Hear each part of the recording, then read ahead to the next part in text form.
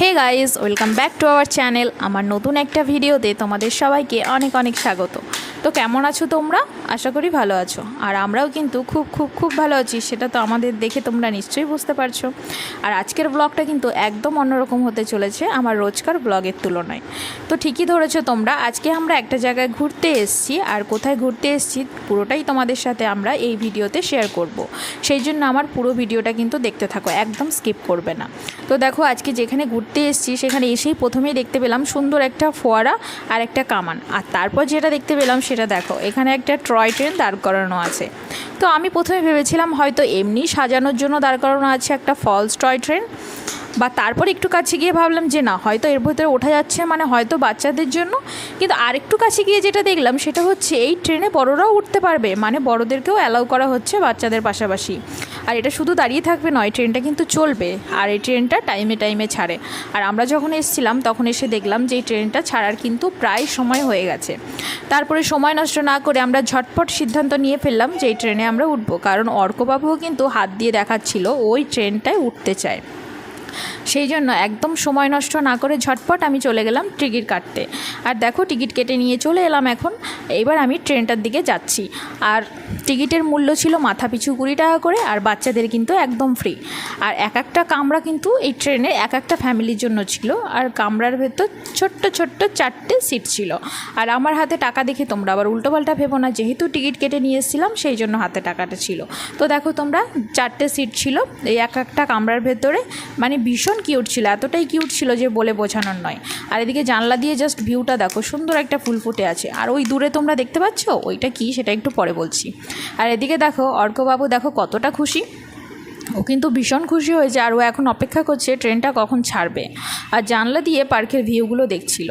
আর তোমরা যদি বাচ্চাদেরকে নিয়ে আসো এখানে, তাহলে তোমরা এই ট্রেনের পাশাপাশি আরও নানান রকম অ্যাক্টিভিটিস আছে এখানে বাচ্চাদের জন্য। কিন্তু তার মধ্যে থেকে আমরা ট্রেনটাই প্রথমে চুজ করেছিলাম, কারণ ট্রেনটা ছাড়ার সময় হয়ে গেছিলো। এরপরেই আমরা অন্য অন্য অ্যাক্টিভিটিসের দিকে যাব। তো দেখো, আমাদের ট্রেন কিন্তু সময় হয়ে গেছে ছাড়ার। তো চলো দেখো, এবার ফাইনালি কিন্তু আমাদের ট্রেন আস্তে আস্তে ছাড়তে শুরু করলো।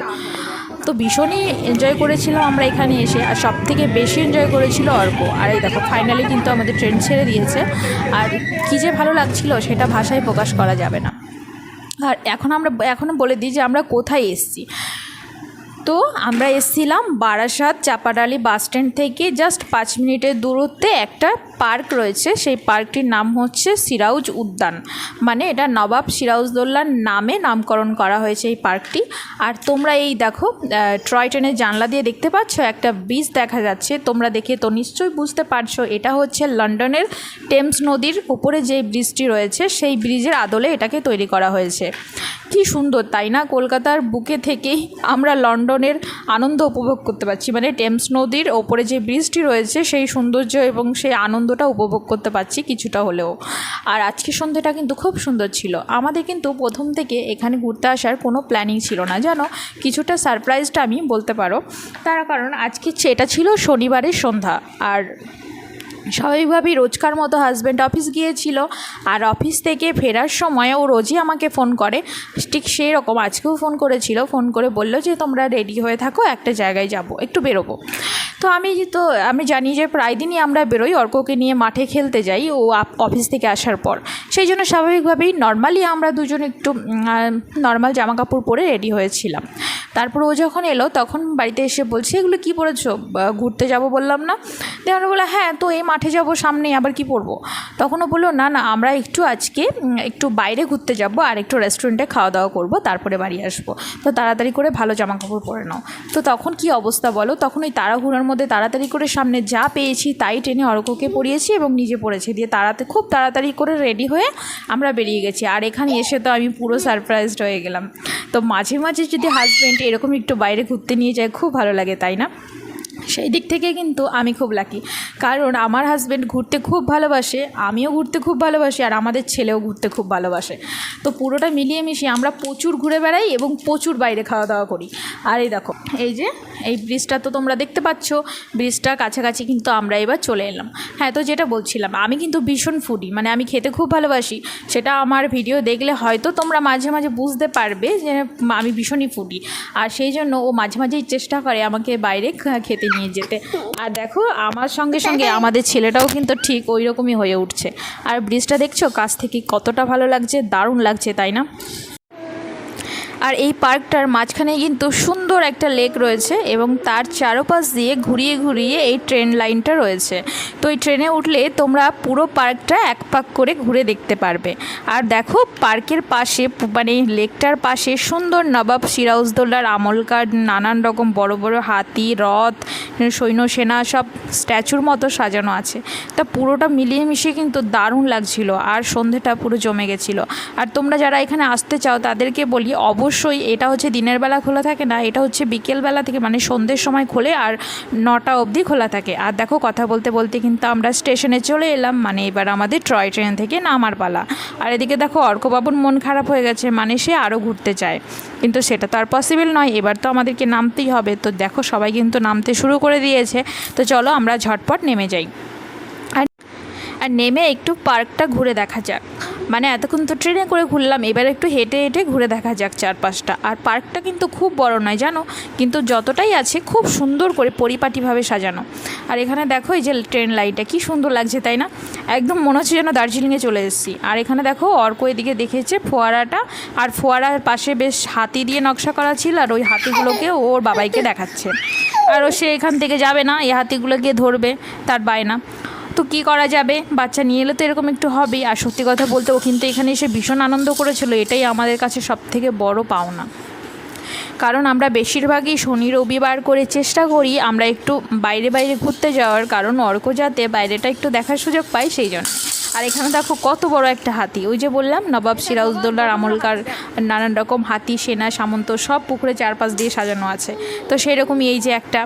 আর তারপরে আমরা এবার চলে যাব ওই ব্রিজের উদ্দেশ্যে, মানে টেমস নদীর ওপরে যে ব্রিজটি তোমাদেরকে আমি দেখিয়েছিলাম সেটার উদ্দেশ্যে এখন যাচ্ছি।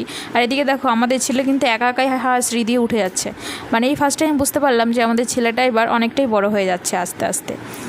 আর দেখো এই যে কথা না বাড়িয়ে তাড়াতাড়ি করে ঝটপট উঠে পড়ি চলো, কারণ ব্রিজটার উপর থেকে ভিউটা ঠিক কেমন হবে এটা দেখার জন্য আমার কিন্তু আর দেরি সহ্য হচ্ছে না। তো দেখো এই যে উঠে পড়লাম ব্রিজটাতে, আর কি সুন্দর লাগছে। আর এখানে যে কি ভালো লাগছিল কি বলবো, কারণ সুন্দর একটা হাওয়া দিচ্ছিল, বেশ সুন্দর ছিল জায়গাটা। তো এখানে অনেকটা সময় আমরা নিজেদের মধ্যে কাটিয়েছিলাম এবং কিছুটা ফটোশ্যুট করেছিলাম।